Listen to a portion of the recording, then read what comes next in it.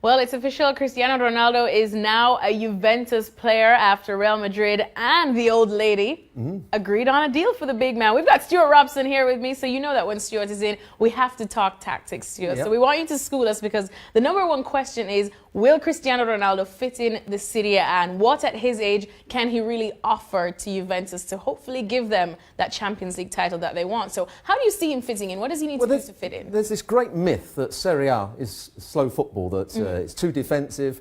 That was maybe 20 years ago. Serie A's moved on. It's a good league now. They play good football. There's goals in the league. There's crosses coming into the box. They're not so good defensive as they once were. So Ronaldo will fit in perfectly. I mean, Juventus, whether they're playing with a back three and getting their wing backs high, or whether they're playing with a back four and getting midfield players out wide and getting crosses into the box. If Ronaldo is going to be an asset to Juventus, you have to get crosses into the box. He's not the player that he was 5, 6, 7 years ago, who played out on the wing and went past people and delivered crosses and shot from distance. He's now a player that is brilliant in the box. Get crosses into him, he'll find space, he'll work defenders, he's good technically in the air, he's a good finisher. That's how Juventus have to get the best of it. And Serie A will be a better league for it. How do you see him linking up with any teammates in specific that you're anxious to see him meet up with? That is the big question. Who's going to stay? Higuain as a centre forward alongside him? I'm not sure that's going to work out particularly. Dybala playing in behind him. There's talk about Dybala going elsewhere.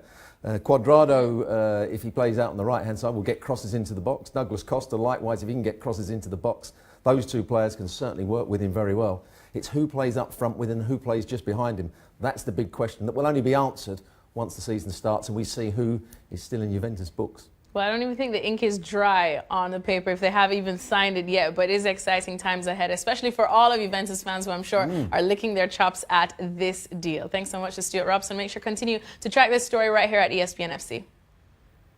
Stuart Robson joining me, and once again we are talking about the mighty Three Lions who find themselves in the semi-finals of the World Cup for the first time in 28 years. Stuart, so let's talk about the standouts, because the theme that we have going on is that this is a nice group of young stars, but there are those that have stood out.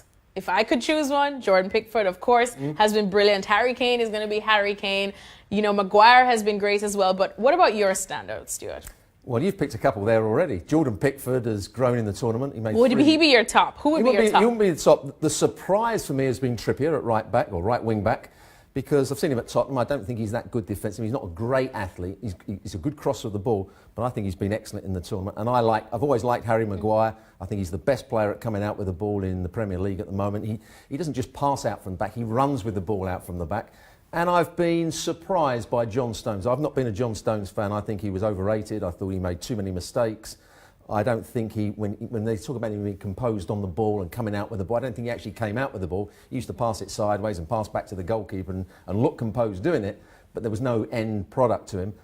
For England in this tournament, there's been some end product with him. He's started to drive into midfield. He started to play the balls into the front players. So he's been a real plus point. And as I said, Maguire, and I would say Walker playing as a right wing back. So the back three, I think, have done exceptionally well. You know, everybody, I think one of our colleagues, Steve Nichols, said you cannot play Walker as the right-sided centre-half. He's not experienced in that position. He's got all the attributes to play that position really well. He can get out in 1v1 situations. He's got the pace to recover and cover in behind Stones if he makes a mistake. He can come forward with the ball at the right times. So those three defenders have been the standout players for me. And what about in attack? In attack, I've been disappointed with Harry Kane, to be honest. Really? I don't think he's played as well as he can do. He scored the goals, but I think he's an outstanding player. When I was at Tottenham, he scores goals out of nothing. He can hold up the play. He hasn't been quite as effective as he has been for Tottenham. I'm not saying he's played poorly, but I think he hasn't quite played up to the level that he has for Tottenham so far. Sterling has made good runs. I was just going to go there. He's done well at coming off. He's found space. I think he's sort of complemented what Harry Kane's attributes are. Just needs an end product. If he can get that end product, which we've been asking for years, if he can get that, he'd be a top-class player. And what about from what we've seen of, say, a Marcus Rashford and even a Dele Alli, of course? Dele Alli, disappointing. Don't think he's done enough. Scored a good goal against Sweden. The sort of goal he will score, coming in late into the box. But I just haven't been impressed with him. I think he hasn't affected games enough. Lingard has been the better of those two players playing in those positions. And Henderson's played much better than I thought. Everybody thought that Dyer would be the number one holding midfield player, but Henderson has taken over for him because he's probably more athletic. So there's not an England player that's played poorly. The worst probably has been Dele Alli. Ooh, all right. That's something that Spurs fans do not want to hear. But hey, at the end of the day, England find themselves in a World Cup semi-final. We'll see exactly how they do. Continue tracking everything from the World Cup right here at ESPN FC.